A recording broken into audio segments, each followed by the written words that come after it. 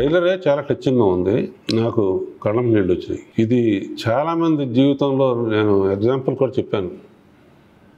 ఒకప్పుడు జిఎంఆర్ మల్లికార్జునరావు పెళ్ళైనప్పుడు ఆయనకు ఒక వెస్పా ఉండేది. వాళ్ళ ఆవిడ నాకు ఎప్పుడైనా విమానం చూపిస్తారని అడిగితే రాజాం నుంచి వెస్పాలో వైజాగ్ తీసుకెళ్ళి గోడ మీద నుంచి దూరంగా ఉన్న విమానం చూపించారు. అలాంటి జిఎంఆర్ గారు వాళ్ళు చాలా గొప్ప గొప్ప ఇంటర్నేషనల్ ఎయిర్పోర్ట్స్ కట్టారు. అంటే ఒక చిన్నప్పుడు ఒక ఎమోషన్ పిల్లల్లో కనుక నింపితే వాళ్ళు పెద్ద ఏదైనా సాధించగలరు అని చెప్పడానికి ఇది ఒక ఉదాహరణ.